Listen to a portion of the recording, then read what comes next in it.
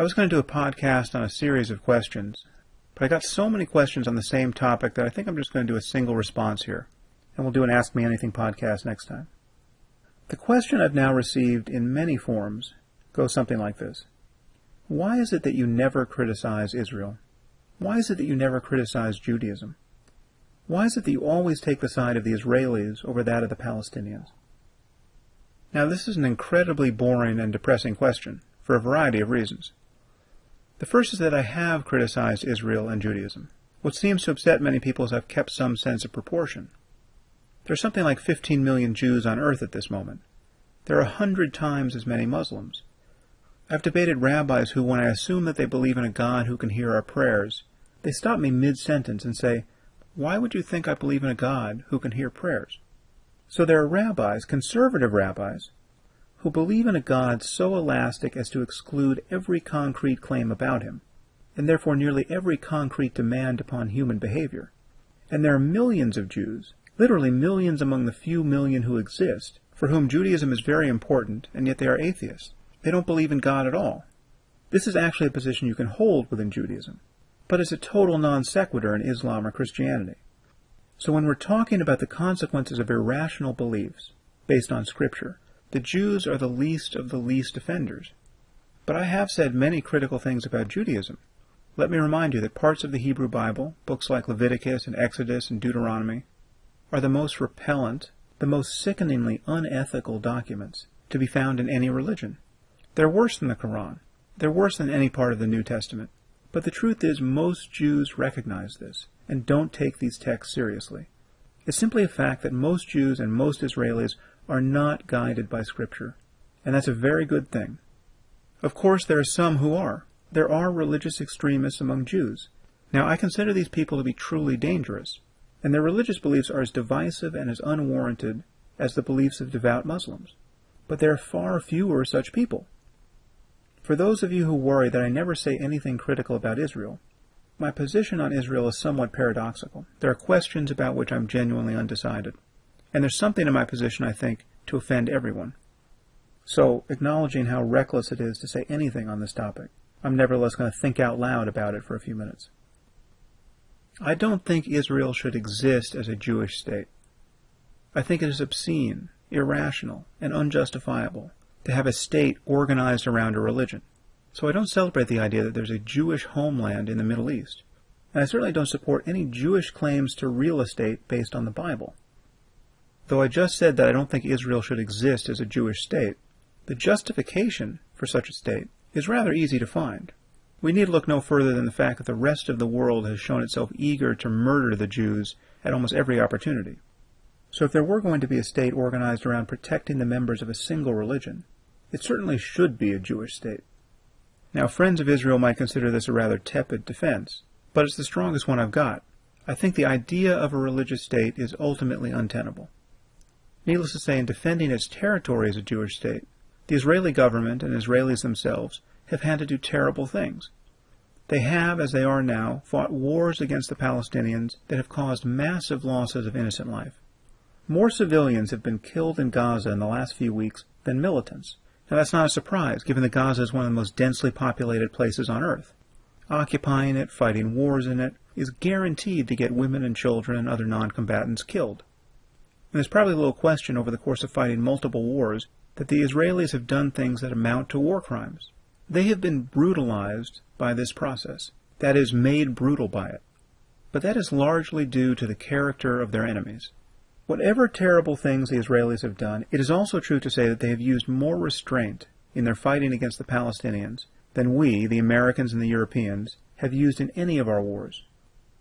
They have endured more worldwide public scrutiny than any society has ever had to while defending itself against aggressors. The Israelis simply are held to a different standard. And the condemnation leveled at them by the rest of the world is completely out of proportion to what they've actually done. It is clear that Israel is losing the PR war, and has been for years now. One of the most galling things for outside observers about the current war in Gaza is the disproportionate loss of life on the Palestinian side. This doesn't make a lot of moral sense. Israel built bomb shelters to protect its citizens. The Palestinians built tunnels through which they could carry out terror attacks and kidnap Israelis. Should Israel be blamed for successfully protecting its population in a defensive war? I don't think so. But there is no way to look at the images coming out of Gaza, especially of infants and toddlers riddled by shrapnel, and think that this is anything other than a monstrous evil.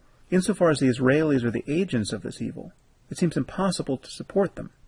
And there's no question that the Palestinians have suffered terribly for decades under the occupation. This is where most critics of Israel appear to be stuck. They see these images, and they blame Israel for killing and maiming babies. They see the occupation, and they blame Israel for making Gaza a prison camp. Now, I would argue that this is a kind of moral illusion, born of a failure to look at the actual causes of this conflict, as well as a failure to understand the intentions of the people on either side of it. The truth is that there is an obvious, undeniable, and hugely consequential moral difference between Israel and her enemies. The Israelis are surrounded by people who have explicitly genocidal intentions towards them. The charter of Hamas is explicitly genocidal. It looks forward to a time based on Quranic prophecy when the earth itself will cry out for Jewish blood, where the trees and the stones will say, "O Muslim, there's a Jew behind me, come and kill him." This is a political document. We are talking about a government that was voted into power by a majority of Palestinians. The discourse in the Muslim world about Jews is utterly shocking. Not only is there widespread Holocaust denial, there's Holocaust denial that then asserts, we will do it for real if given the chance. The only thing more obnoxious than denying the Holocaust is to say that it should have happened. It didn't happen, but if we get the chance, we will accomplish it. There are children's shows in the Palestinian territories and elsewhere that teach 5-year-olds about the glories of martyrdom and about the necessity of killing Jews. And this gets to the heart of the moral difference between Israel and her enemies. And this is something I discussed in The End of Faith. To see this moral difference, you have to ask what each side would do if they had the power to do it. What would the Jews do to the Palestinians if they could do anything they wanted? Well, we know the answer to that question, because they can do more or less anything they want. The Israeli army could kill everyone in Gaza tomorrow. So what does that mean? Well, it means that when they drop a bomb on a beach and kill 4 Palestinian children, as happened last week, this is almost certainly an accident. They're not targeting children. They could target as many children as they want. Every time a Palestinian child dies, Israel edges ever closer to becoming an international pariah. So the Israelis take great pains not to kill children and other non-combatants. Now, is it possible that some Israeli soldiers go berserk under pressure and wind up shooting into crowds of rock-throwing children? Of course. You will always find some soldiers acting this way in the middle of a war. But we know that this isn't the general intent of Israel. We know that Israelis do not want to kill non-combatants, because they could kill as many as they want, and they're not doing it. What do we know of the Palestinians? What would the Palestinians do to the Jews in Israel if the power imbalance were reversed? Well, they have told us what they would do. For some reason, Israel's critics just don't want to believe the worst about a group like Hamas, even when it declares the worst of itself. We've already had a Holocaust and several other genocides in the 20th century. People are capable of committing genocide. When they tell us they intend to commit genocide, we should listen. There is every reason to believe that the Palestinians would kill all the Jews in Israel if they could. Would every Palestinian support genocide? Of course not. But vast numbers of them, and of Muslims throughout the world, would. Needless to say, Palestinians in general, and not just Hamas, have a history of targeting innocent non-combatants in the most shocking ways possible. They've blown themselves up on buses and in restaurants. They've massacred teenagers. They've murdered Olympic athletes. They now shoot rockets indiscriminately into civilian areas.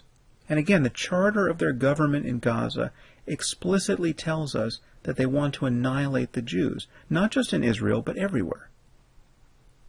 The truth is that everything you need to know about the moral imbalance between Israel and her enemies can be understood on the topic of human shields. Who uses human shields? Well, Hamas certainly does. They shoot their rockets from residential neighborhoods, from beside schools and hospitals and mosques. Muslims in other recent conflicts in Iraq and elsewhere have used human shields. They have laid their rifles on the shoulders of their own children and shot from behind their bodies. Consider the moral difference between using human shields and being deterred by them. That is the difference we're talking about. The Israelis and other Western powers are deterred, however imperfectly, by the Muslim use of human shields in these conflicts, as we should be. It is morally abhorrent to kill non-combatants if you can avoid it. It's certainly abhorrent to shoot through the bodies of children to get at your adversary. But take a moment to reflect on how contemptible this behavior is, and understand how cynical it is.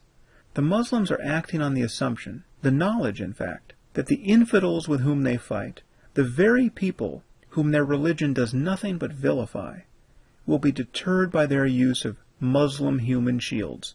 They consider the Jews to be the spawn of apes and pigs, and yet they rely on the fact that they don't want to kill Muslim non-combatants.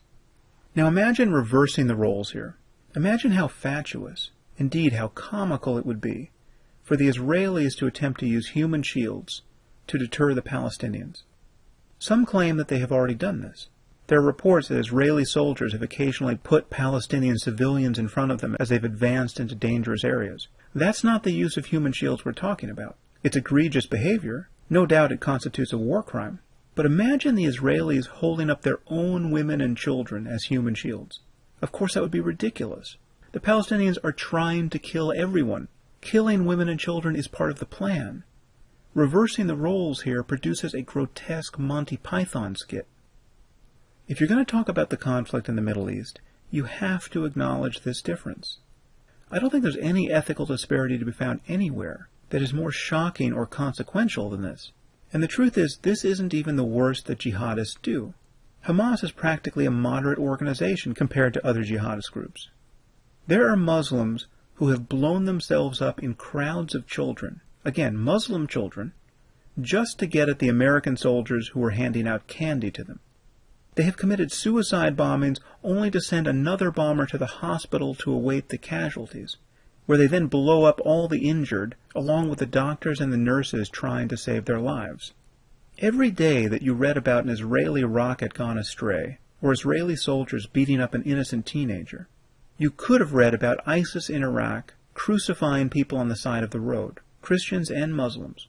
Where is the outrage in the Muslim world and on the left over these crimes? Where are the demonstrations, 10,000, 100,000 deep, in the capitals of Europe, against ISIS? If Israel kills a dozen Palestinians by accident, the entire Muslim world is inflamed. God forbid you burn a Quran, or write a novel vaguely critical of the faith. And yet Muslims can destroy their own societies, and seek to destroy the West, and you don't hear a peep. So it seems to me you really have to side with Israel here. You have one side which, if it really could accomplish its aims, would simply live peacefully with its neighbors. And you have another side which is seeking to implement a 7th century theocracy in the Holy Land. There's no peace to be found between these incompatible ideas. That doesn't mean you can't condemn specific actions on the part of the Israelis. And of course, acknowledging the moral disparity between Israel and her enemies doesn't give us any solution to the problem of Israel's existence in the Middle East. Again, granted, there is some percentage of Jews who are animated by their own religious hysteria and their own prophecies. Some are awaiting the Messiah on contested land. Yes, these people are willing to sacrifice the blood of their own children for the glory of God. But for the most part, they are not representative of the current state of Judaism or of the actions of the Israeli government. And it is how Israel deals with these people, their own religious lunatics, that will determine whether they can truly hold the moral high ground. And Israel can do a lot more than it has to disempower them. It can cease to subsidize the delusions of the ultra-Orthodox, and it can stop building settlements on contested land. The incompatible religious attachments to this land has made it impossible for Muslims and Jews to negotiate like rational human beings, and has made it impossible for them to live in peace. But the onus is still more on the side of the Muslims here. Even on their worst day, the Israelis act with greater care and compassion and self-criticism than Muslim combatants have anywhere ever. And again, you have to ask yourself, what do these groups want? What would they accomplish if they could accomplish anything? What would the Israelis do if they could do what they want? They would live in peace with their neighbors, if they had neighbors who would live in peace with them. They would simply continue to build out their high-tech sector and thrive. What do groups like ISIS and Al-Qaeda and even Hamas want? They want to impose their religious views on the rest of humanity. They want to stifle every freedom that decent and educated and secular people care about. This is not a trivial difference. And yet, judging from the level of condemnation that Israel now receives, you would think the difference ran the other way. This kind of confusion puts us all in danger. This is the great story of our time. For the rest of our lives, and the lives of our children, we're going to be confronted by people who don't want to live peacefully in a secular, pluralistic world, because they are desperate to get to paradise, and they're willing to destroy the very possibility of human happiness along the way. The truth is, we are all living in Israel. It's just that some of us haven't realized it yet.